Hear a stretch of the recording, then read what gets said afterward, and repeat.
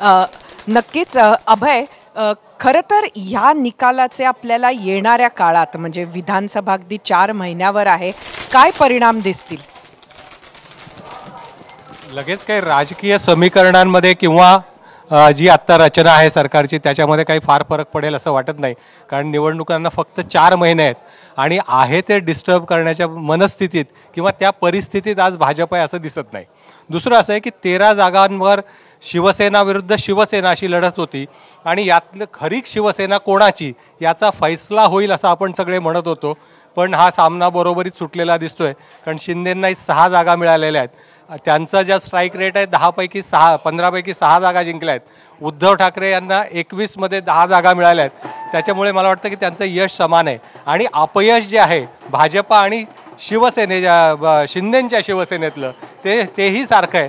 कारण भाजपाचा strike rate जास्त राहील त्यामुळे आम्ही जास्त जागा लढवणार आणि यात बाकी 2 पक्षांना एकांकी जागा देणार असं सुरुवातीला सांगितलं जात होतं. पण भाजपाचा स्वतःचा स्ट्राईक रेट हा इतका खाली आलेला आहे. त्यामुळे मला वाटतं की आत्ताच्या परिस्थितीमध्ये फार काही मोठे फेरबदल होतील असं दिसत नाही. मॉरलचं म्हणावं तर निश्चितपणे महाविकास आघाडीला एक मोठा बूस्ट मिळणार आहे आणि त्यातल्या त्यात काँग्रेसने फार मोठी झेप घेतली आहे. 1 वरनं ते 13 वर कदाचित जातील असं दिसतंय. त्यामुळे हा एक मला वाटतं की नैतिक मोठा त्यांना विजय मिळेल आणि तो पुढच्या निवडणुकीसाठी त्यांना निश्चितपणे फायदेशीर ठरणार.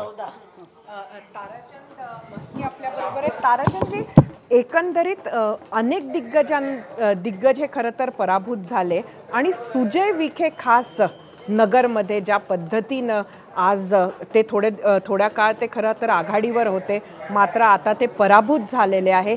काय महत्वाचं कारण ठरलं?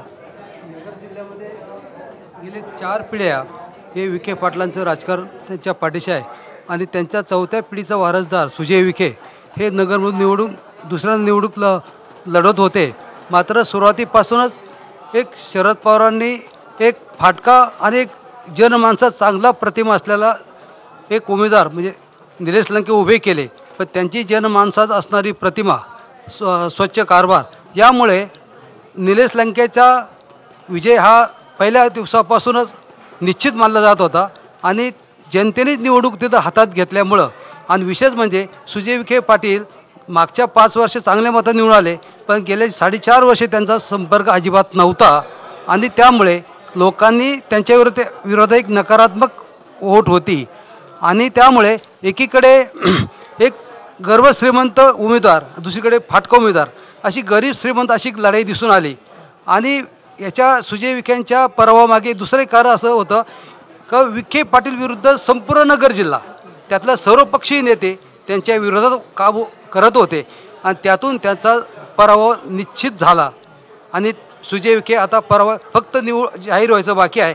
मात्र त्यांचा पराजय निश्चित मानला जातो. याचा दुसरा इशारा असा आहे, नगरमध्ये सुजय विखे पाटील पराभव झाल्यानंतर त्यांचे वडील म्हणजे नगर जिल्हे पालकमंत्री आणि महाराष्ट्राचे महसूल मंत्री यांचा शिर्डी मतदारसंघामध्ये हा त्यांना धोक्याचा कंदील आहे.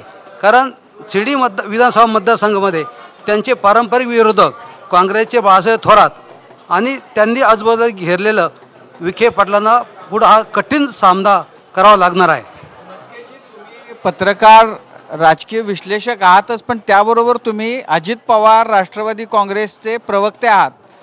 तर त्यामुळं ह्या जे काही निकाल लागले त्याच्यामध्ये राष्ट्रवादीनंही हातभार लावला होता का? राष्ट्रवादीनं काही सहयोग केला होता या उमेदवारांना? नाही, राष्ट्रवादी काँग्रेस विशेषतः अजितदादाच्या ग्रुपने निश्चितपणे सुजय विखेंसाठी काम केलं. स्वतः दादांनी पारनेर आणि कर्जतमध्ये 2 जाहीर सभा घेतल्या आणि महाविकास आघाडीचे उमेदवार निलेश लंके यांच्या विरोधात कडक टीका केली होती. असे असताना इथं नेत्यांच्या हातात निवडून नव्हती, लोकांनीच निवडून हातात घेतल्यामुळं ही निवडणूक विखे पाटलांच्या विरोधात गेली. आणि आत्तापर्यंत विखे पाटला दुसरा एक मुद्दा त्यांच्या विरोधात गेला. 2019च्या निवडणुकीमध्ये भाजपचे काही उमेदवार पाडले गेले हा आरोप विखे पाटला होता. त्याची परतफेड म्हणून भाजपच्याच अदृश्य हातांनी विखे पाटलाचा पराभव केला असं म्हणायला पुरेसे वाव आहे. राजीव, मी आपल्याला विचारते, सांगली